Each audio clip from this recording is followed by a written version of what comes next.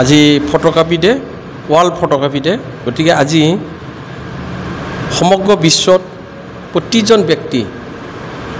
যিবিলাক ব্যক্তিয়ে ফটোগ্ৰাফি বিশেষকৈ কেমেৰা আজি আমি সহজ ভাষাত কওঁ কেমেৰা ফটোবন্দী কৰে তাৰ এটা দিৱস হিচাপে আজি দিনটো 19 আগষ্ট দিনটো আজি আপোনালোকে এইটো ৰুক্মিণীনগৰৰ যিটো হলত পাতিছে মই তাত আপোনালোকৰ অতিথি হিচাপে উপস্থিত হৈছোঁ আৰু যিখিনি মই দেখা পালোঁ আপোনাৰ যিখিনি বস্তু আপোনালোকৰ লেপটপৰ পৰা যিটো পৰ্দাত দেখালে মই নিজে আপলোড হৈছোঁ ভাল লাগিছে যিটো স্ক্ৰীনত দেখা পালোঁ আশ্চৰ্য ফটো এইকাৰণে ফটো যে যিটো বস্তু নেকি মানুহৰ আমি সাধাৰণতে দেখা পাই থাকোঁ কিন্তু বাস্তৱত যিবিলাক ব্যক্তিসকলে বন্দী কৰিছে আঁকিছে কৰিছে বাস্তৱত আনিছে তেওঁলোকৰো নাম দেখা পালোঁ যেনেকৈ ডক্টৰ পাপৰি শৰ্মাৰ এটা দেখা পালোঁ চৰাই উৰি আছে মানে সন্ধিয়া সময়ত গছ পাম অৱস্থা হৈছে উৰি আছে একজাকে গতিকে এই বস্তুটো আমি আচলতে আমি ব্যস্ত মহানগৰীত আমি ফিলিং কৰিব নোৱাৰোঁ উপলব্ধি কৰিব নোৱাৰোঁ কিন্তু আমি এইটো দেখা পোৱাৰ লগে লগে যেনেকৈ জ্যোতি প্ৰসাদ ভট্টাচাৰ্য এজন কৰিছে হাতীৰ ওপৰত বগলী বহিছে হেৰি গড়ৰ ওপৰত গতিকে সেইটো বস্তুটো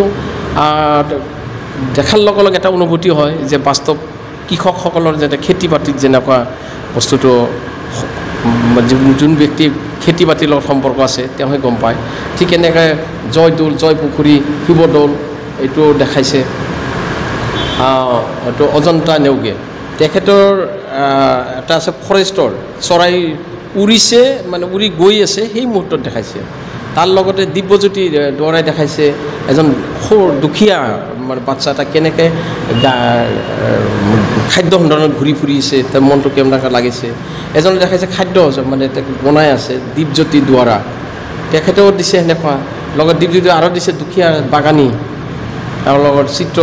দাঙি ধৰিছে লগতে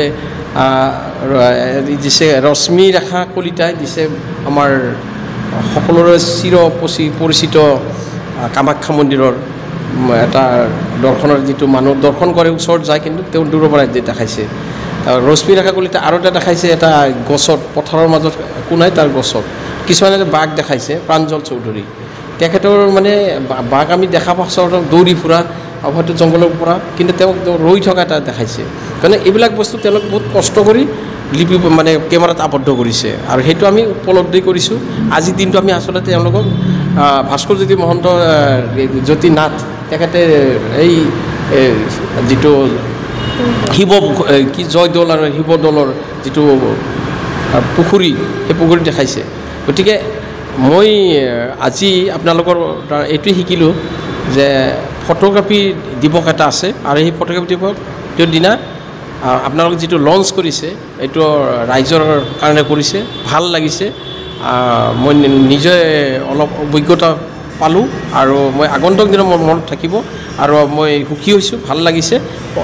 নেক্সট অহা বছৰলৈকে মই অপেক্ষা কৰিম যে আপোনালোকে এই এক্সিবিশ্যনটো মই আকৌ চাম বুলি মই আশাবাদী ইয়াকে কৈ মই মোৰ সমাজ বন্ধু সাজন ভূঞা পাঞ্জাৱাৰী নিবাসী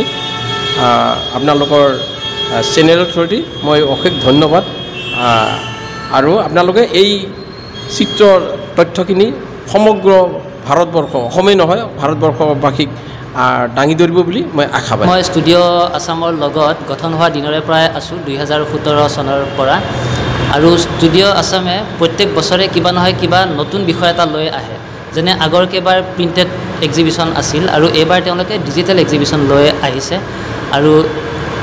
আৰু যিহেতু আমাৰ ষ্টুডিঅ' আছাম গঠন হৈছিল ৱৰ্ল্ড ফটোগ্ৰাফী ডে দিনা সেইকাৰণে আমি ইয়াৰে প্ৰত্যেক যিটো এক্সিবিশ্যন আছে ৱৰ্ল্ড ফটোগ্ৰাফী ডে দিনা আমি কৰোঁ 19 আগষ্ট আজি 19 আগষ্ট যিহেতু আজিও আমাৰ ডিজিটেল এক্সিবিশ্যনটো হৈছে আৰু ইয়াতে আমাৰ অসমৰ বিভিন্ন জাগাৰ পৰাই বিগিনাৰ্ছৰ পৰা লৈ প্ৰ' লেভেললৈকে প্ৰায় 10-12জনমান ফটোগ্ৰাফাৰে আমাৰ ইয়াতে অংশগ্ৰহণ কৰিছে আৰু তেওঁলোকৰ প্ৰত্যেক কেইজনৰ পৰাই প্ৰায় 5-6খনকৈ ফটোগ্ৰাফী লোৱা হৈছে ইয়াতে আজি 19 আগষ্টৰ প্ৰত্যেক জাগাত আজি অল অভাৰ ইণ্ডিয়াত এই ফটোগ্ৰাফাৰ ডে আজি মোক বিশ্বজিৎ সাহা ষ্টুডিঅ' আছাম ফটোগ্ৰাফাৰ তৰফৰ পৰা মোক নিমন্ত্ৰণ কৰিছিল মই আহি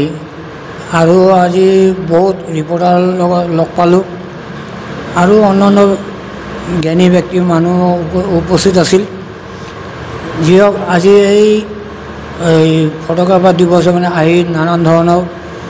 ফটো এই চালোঁ বা ভাল লাগিল